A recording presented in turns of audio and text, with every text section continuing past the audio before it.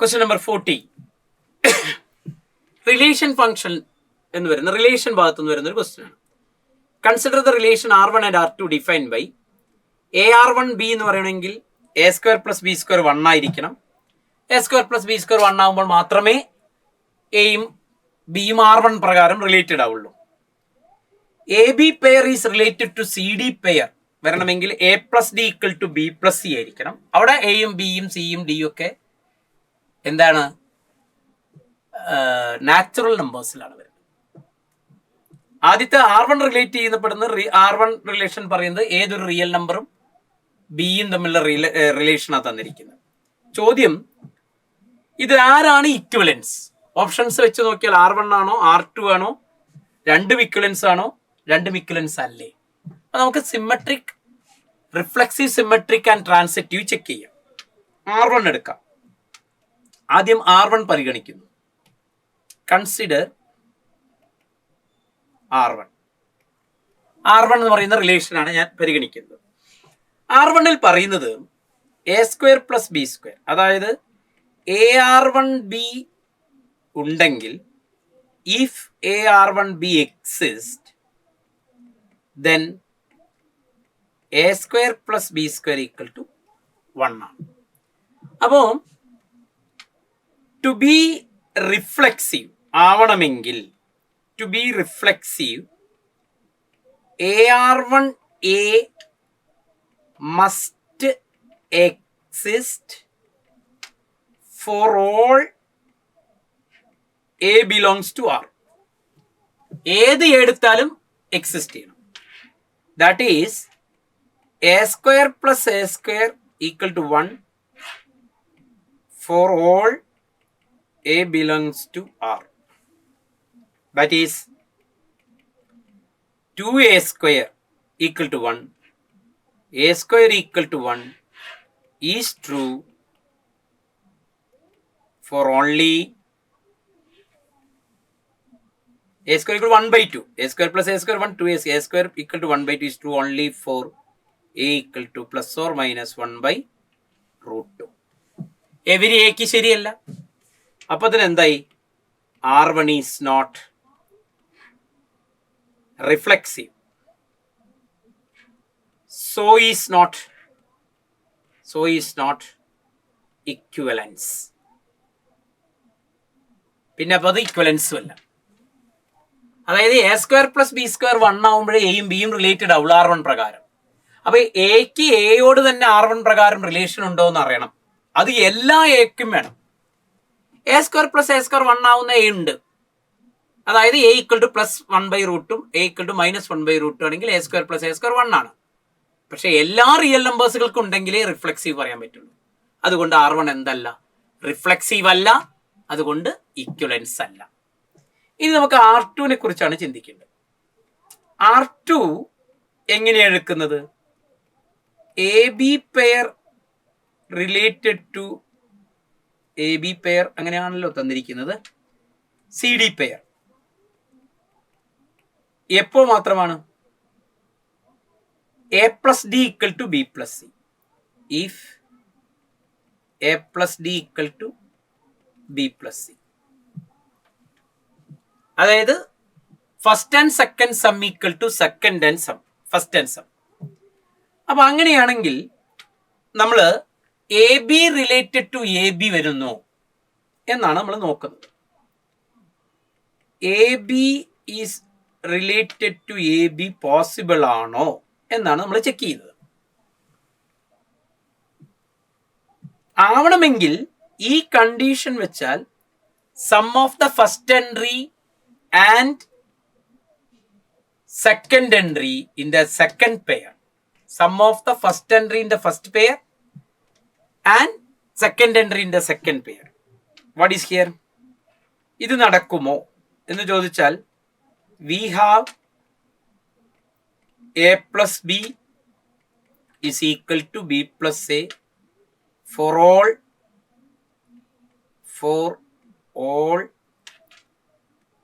A, B belongs to the natural number.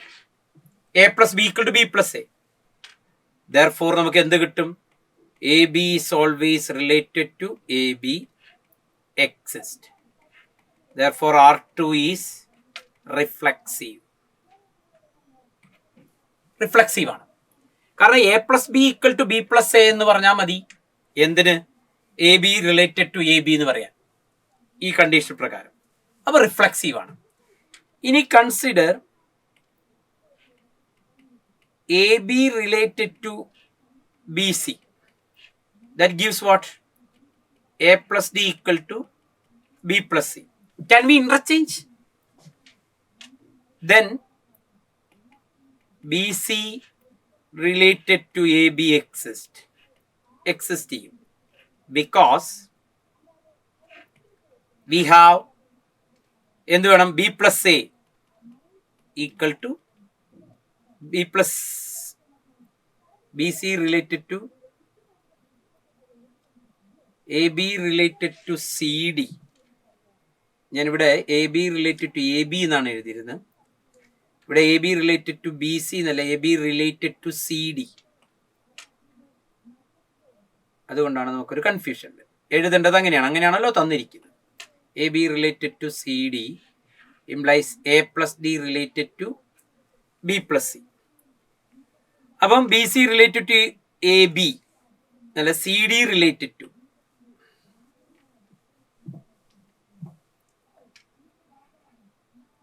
എഴുതേണ്ടത്. Then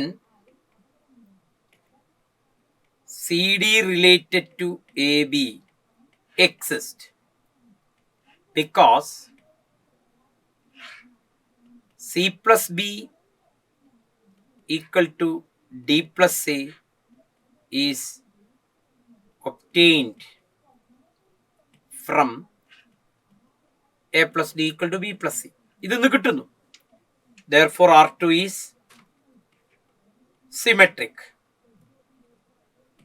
R2 symmetric. കാരണം ഇത് തന്നെയാണ് ഇത് സെയിം ആണ്.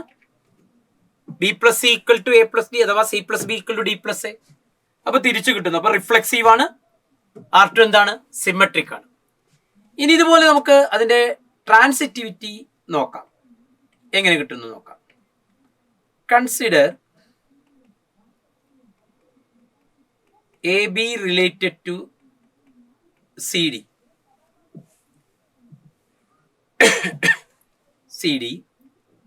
and CD related to EF. അപ്പൊ എന്തൊക്കെ വരും?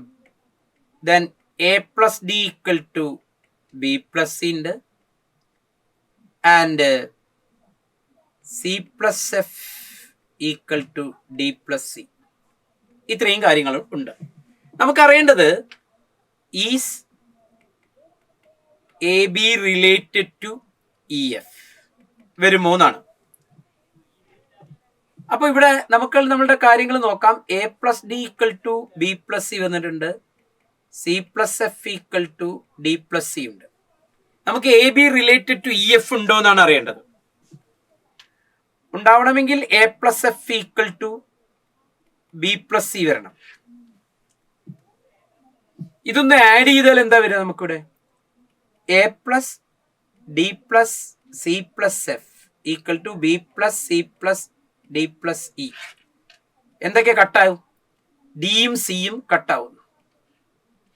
what do you get? A plus F equal to B plus C. അപ്പൊ ഈസ് ട്രൂ ആണ്. Is true.